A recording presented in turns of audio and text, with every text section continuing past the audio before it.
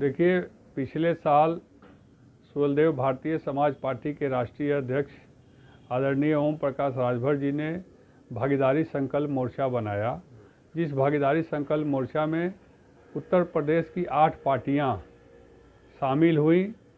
आज बहुत खुशी की बात है और सारे कार्यकर्ताओं में खुशी की लहर है इस बात की कि भारत के नामी गामी परिवार निजाम परिवार के सबसे बड़े नेता AIMM के असुद्दीन ओवैसी जी आज भागीदारी संकल्प मोर्चा में शामिल हो गए और आज से हम लोग भागीदारी संकल्प मोर्चा 9 दलों की पार्टी हो गई। अभी आपने देखा कि ओवैसी साहब की पार्टी बिहार में चुनाव लड़ी और 5 सीटों पर विजयी प्राप्त की।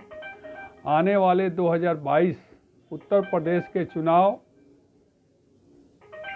में आने वाले 2022 उत्तर प्रदेश की आम चुनाव में सुहलदेव भारतीय समाज पार्टी, भागीदारी संकल्प मोर्चा और ओवैसी साहब की पार्टी मिलकर उत्तर प्रदेश के 403 विधानसभाओं पर हम लोग चुनाव लड़ेंगे, जिसकी तैयारी को लेकर आज हजारों की संख्या में लखनऊ में माननीय राष्ट्रीय अध्यक्ष जी ने ओवैसी साहब से गला मिलकर और ओवैसी साहब ने अपने प्रेस वार्ता में कहा कि मैं भागीदारी संकल्प मोर्चा के साथ आज से हूं और उत्तर प्रदेश में भागीदारी संकल्प मोर्चा के साथ मिलकर अच्छे तरीके से हम लोग सीटों का बंटवारा करके चुनाव लड़ेंगे।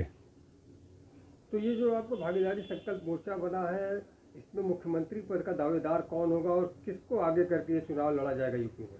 देखिए, भागीदारी संकल्प मोर्चा में सारे हमारे नेता मुख्य हैं। इसमें किसी को आगे करके चुनाव लड़ने की बात नहीं है। इसमें लास्ट में जिसकी संख्या जितनी भारी उसकी उतनी बड़ी हिस्सेदारी के रूप में शिक्षा के नाम पर चुनाव लड़ा जाएगा। शिक्षा वाली सरकार के नाम पर यह चुनाव लड़ा जाएगा, रोजगार वाली सरकार के नाम पर चुनाव लड़ा जाएगा। जब चुनाव लड़ने की बात आती है तो एक चेहरे को आगे किया जाता है और उस आधार पे चुनाव लड़ा जाता है, सारी पार्टियां जोर आजमाइश करती हैं। तो सवाल फिर वही उठता है कि आपकी पार्टी चूँकि 9 दलों की पार्टी हो गई, तो एक कौन सा ऐसा चेहरा आएगा जो जन के सामान्य का चेहरा होगा, जो जन जन को प्रिय होगा? देखिए, ओम प्रकाश राजभर राष्ट्रीय अध्यक्ष सुहलदेव भारतीय समाज पार्टी, पूर्व कैबिनेट मंत्री उत्तर प्रदेश सरकार, यह चेहरा किसी को बताने की जरूरत नहीं है। इनको गरीबों की मसीहा और बेबाक बात करने वाले जमीनी स्तर के नेता के रूप में पूरा उत्तर प्रदेश जानता है।